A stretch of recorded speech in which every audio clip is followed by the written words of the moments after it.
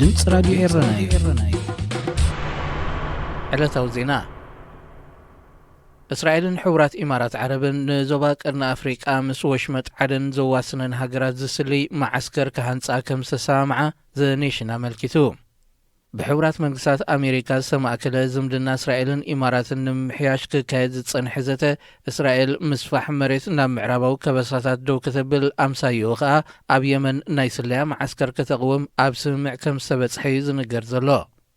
እዚ ዝተራቐቐ ናይ ኤሌክትሮኒካዊ መሳርሒታት ዝዓጥቕ ናይ ስለያ መደበር ኣብ ደሴት ሶኮትራ ክህነጽ ምዃኑ ፕረስ ቲቪ ብወገኑ መልኪቱ ደሴት ሶኮትራ ሓዊሱ ንደቡብ የመን ክንጽል ዝደልየ ሓይሊ ብኢማራት ክድገፍ ከም ዝጸንሐ ኣቐዲሙ ተሓቢሩ እዩ ወከልቲ እስራኤልን ኢማራትን ናብታ ደሴት ብምብጻሕ ንመህነጽቲ መደበር ስለያ ዝኸውን ከባቢታት ማለት ኣብ ምብራቕ ሞሚ ኣብ ማእከል ጃሙጋ ኣብ ምዕራብ ከዓ ካታናን ዝተባህለ ቦታ ተዓዚቦም እዚ ንባብኤል መንደብን ደቡብ የመንን ዝቆጻጸር ማዓስከር ስለያ ንሙሉእ ዞባ ቀርኒ አፍሪቃን ወሽመጥ ዓደንን ዝሽፍን ሓበሬታ ዝእክብ ማእከል ከም ዝኸውን እዩ ዝንገር ኤርትራውያን ዝርከብዎም 27 ስደተኛታት ዝጸዓነት መርከብ ካብ ሰበስልጣን ማልታ ፍቓድ ስለ ዘይተዋህባ ኣብ ባሕሪ ካብ እትዕሸግ 3 ሳምንታት ኣቝጺራ ከም ዘላ ንጉዳይ ስደተኛታት ዝከታተሉ ማሕበራት ኣመልኪቶም እቶም 27 ስደተኛታት ኣብ ንእሽተይ ጃልባን ከለዉ ኣብ ሓደጋ ድሕሪ ምውዳቖም በቲ መስመር ትጓዓዝ ዝነበረት ናይ ጽዕነት መርከብ ያድሒናቶም እንተኾነ ብሰንክቶም ስደተኛታት እታ መርከብ ናብ ወደባት ማልታ ከይትጽጋዕ ተኸልኪላ ካፕቴን ናይታ መርከብ ነቶም ስደተኛታት ናይ መግብን ማይን ረድኤት ይግበረሎም ከም ዘሎ እኳ እንተገለጸ እታ መርከብ እንስሳታት ከተጓዓዝ ዝተሃንጸት ምስ ምዃና ደቂ ሰብ ንኽንድዚ ግዜ ዝኣክል ኣብ ውሽጣ ክዕሸጉ ኣዝዩ ኣጸጋሚ ምዃኑ ሓቢሩ ብ28 ነሓሰ 5 ኣባላት ፓርላማ ኤውሮጳ እቶም ስደተኛታት መሰረታዊ ሰብኣዊ መሰሎም ተገፊፉ ስለ ዘሎ ቅልጡፍ ፍታሕ ክረኽቡ ዝጽውዕ ደብዳቤ ናብ ቀዳማይ ሚኒስተር ማልታ ልኢኾም እዮም ኣብ መንጎቶም ስደተኛታት ሓንቲ ጥንስቲ ደን ሓደ ትሕቲ ዕድመ ህፃንን ይርከብዎም ኣቐድም ኣቢሉ ሰበስልጣን ማልታን ኢጣልያን ዝኾነት ካብ ማእከላይ ባሕሪ ዝደሓኑ ስደተኛታት ዝጸዓነት መርከብ ናብ ወደባተን ከይትጽጋዕ ዝኽልክል ሕጊ ውፅአን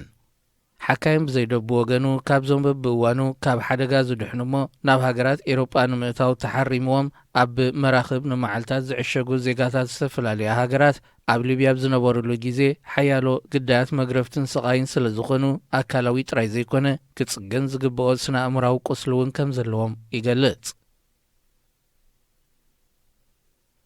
መምሕዳር ትራምፕ ንኢትዮጵያ ዝለገሶ ልምዓታዊ ሓገዝ ከደስክሎ ምዃኑ መጽሔት ዝምድናታት ወጻኢታ ሃገር ኣመልኪቱ